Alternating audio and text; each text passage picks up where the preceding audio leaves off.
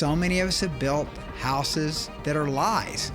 And because of that, when the rain comes and when the winds come, when the storms come in our life, our lives crumble.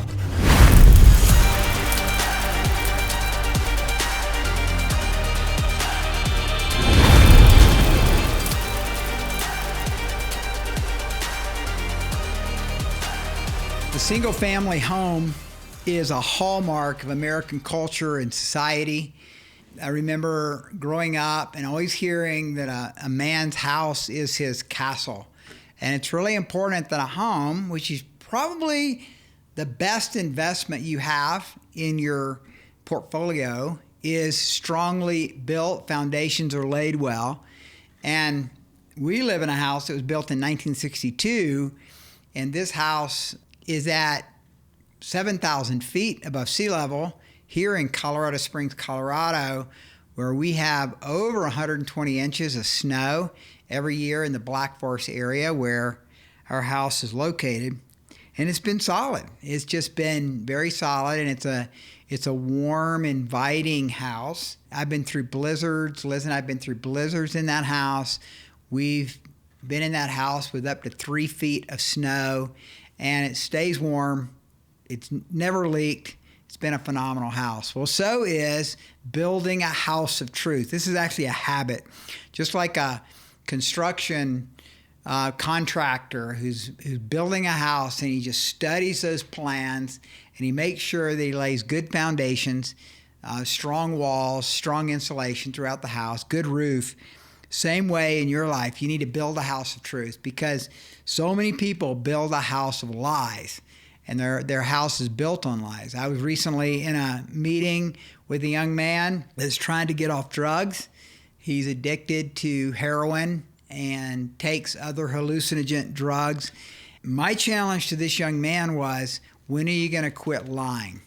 And he wasn't expecting that. I think he was expecting me to talk about discipline. I really wasn't interested in talking to him about discipline. I was more interested in talking to him about being truthful and honest in his life. Because if you show me a man or a woman who can be honest about every detail of their lives, and I'll show you someone who can walk in freedom. Because Jesus said, you shall know the truth shall set you free. So knowing the truth means you're experiencing the truth. It means you're living the truth, you're speaking the truth, you're listening to truth. So I want to talk about a habit, building a habit of building a house of truth, because so many of us have built houses that are lies. And because of that, when the rain comes and when the winds come, when the storms come in our life, our lives crumble. So in the Sermon on the Mount, Matthew 5, 6, and 7, Jesus is explaining the ethics and the integrity of the kingdom of God. And at the end, he says, it's like a man who built his house on the sand, and when the storms came, it fell. Over against the man who built his house on a rock, and when the storms came, it was solid. So I want to build this habit into you of not just believing what everybody tells you, but you becoming a truth seeker in your own life. So I want to talk about some building blocks. Like we have building blocks that build a home, this is the building blocks that build a house of truth. And the first one is the Bible is your foundation. Well, you might say, well, I'm not a believer in Jesus. I don't believe in the Bible. Well, fine. But I'll just tell you that you're going to have a hard time building a house that's going to stand unless you have a foundation. And the most truthful, most powerful foundation you can have is the book that all of the founding fathers in America believed in. Most of the great leaders of the world, I'm talking about good leaders, not bad leaders. Good leaders believed in, built their truth from the Bible. Johann Sebastian Bach, arguably the greatest musician of all time, was spoken of as one who built his music on the book, on the Bible. In 1 Chronicles 25, Bach wrote, quote, "This chapter is the true foundation of all God-pleasing music." One scholar said of Bach, he was a Christian who lived with the Bible. Abraham Lincoln, who built his entire presidency and his leadership around this book, the Bible, said that it is the best gift God has given to man. All the good Savior gave to the world was communicated through this book, the Bible. Billy Graham, the great evangelist, probably the greatest evangelist of the 20th century, said, "The Bible is God's book of promises, and unlike the books of men, it does not change or get out of date." So I want to challenge you, if the Bible's not a foundation in your life, that you would make it so. Building block number 2, follow time-tested precedents. Follow time-tested precedents. There's a legal word, a Latin word that lawyers use called stare decisis. It's a Latin term meaning to stand by the things already decided. That's what I mean by precedent. Looking at precedent, looking at what other men, other historians, other scholars have said about something. We can trust that. Not all of it, it's not perfect, but I'm saying that when we come to a conundrum, when we come to a place where it's an impasse and we're not sure what to think or believe, look back in history. Look at other civilizations. Look at good cultures, those that have been successful and prosperous, and we can see precedent in that. One of the biggest struggles in the American church right now is we don't use precedent. We don't look back in history. And so because of that, we're just driven by the culture. Every wind, every storm of the culture, you see pastors and leaders changing their view, constantly changing their perspective based on what's the latest, most popular idea. And for me, I've always looked at history and the Bible. So I look at the Bible, theology, but also I look at history and judge things based on history. And so some of the big questions that we're faced with right now about life, about gender, about marriage, all those different areas that are under attack right now, precedent tells us what to believe. Other great men have grappled with this and have come to some conclusions that are very, very helpful. This is not rocket science. Building block number 3, seek the uncomfortable truth and be skeptical. Seek the uncomfortable truth and be skeptical. And what I mean by that is don't just take what, quote unquote, the experts say, which I think we found out in COVID that the experts were wrong on a lot of things. Well, when our first child was born, we were living in Japan, and we had gone through Lamaze, and we had gone through all these different trainings for how to have a natural birth.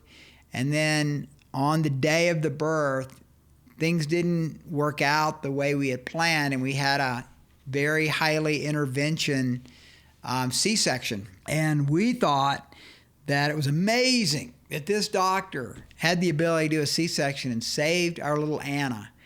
But as we did more research, we figured out that actually this doctor had set in place a number of things that actually caused the C-section. He didn't mean to, but he made some basic mistakes that we didn't know about at the time. And so we learned from that. We sought out truth, we figured it out, and the next time we had a child, we were able to have more maturity and also more knowledge in dealing with the doctor. And same thing with COVID. When COVID hit, Liz and I just did not believe what we were hearing 100%. So we put together a health team at our church. We began to do the research, and we found out that actually what we were hearing not only was not based in good scientific investigation and research, but it was making a lot of money for a lot of people, and we weren't buying it. The reason we had a skepticism about what was happening from the scientific community about COVID was largely because of our experience that had happened in birth, as well as in foods and things like that we had experienced over the years. So when you're building, here's what's exciting, when you're building a house of truth, you can go back on what you've learned, and you can build a library of truth in your life that makes it easier and easier to believe what truth is, because you're developing your truth muscles by seeking God and also doing your own research. Building block number 4, learn the art of listening. Now, this is the hardest one. And what I mean by that is to make yourself available even to those you disagree with. Even those you would say that you guys are on polar opposites, always good to listen, learning to listen. And I really experienced this a lot with my parents. They were very involved in the civil rights movement. And because they listened to the black community, it affected their view of what was happening in the Jim Crow South. That was powerful. And this is really hard because a lot of people don't want to listen. They don't really want to listen to what other people have to say. And I want to challenge you that listening is really, really important. And then lastly, building block 5, develop a passion for reading. Develop a passion for reading. So in 5th grade, I was a lousy reader. And Mrs. Milton, my 5th grade teacher, gave me a hunger and a love for reading. And ever since then, I've been hooked. And so I love biography, I love history, I love theology, I love real life stories. And so I tend to be one who gravitates toward those subjects. But with the dawning of the new age that we have right now that has brought in so much craziness within the healthcare industry, I've shifted a lot of my research and my reading into those arenas. So I want to challenge you to read. Be a good reader. And in my book, I give you lists of books that I think are helpful to you, that can be helpful in your reading. So these are the building blocks of building a house of truth. It was Alexander Solzhenitsyn who said in his last speech and his last treatise to the Russian people before he defected, live not by lies. Live not by lies. So I want to challenge you, don't live by lies, live by truth, but you've got to do the work. You've got to put in the time, seek it out, and with all of the podcasts that are available today, all the different ways in which truth is getting out, start looking, finding, and be skeptical about what you're hearing and go after truth passionately. It'll set you free. It will really set you free to know that you're laying good foundations for your life.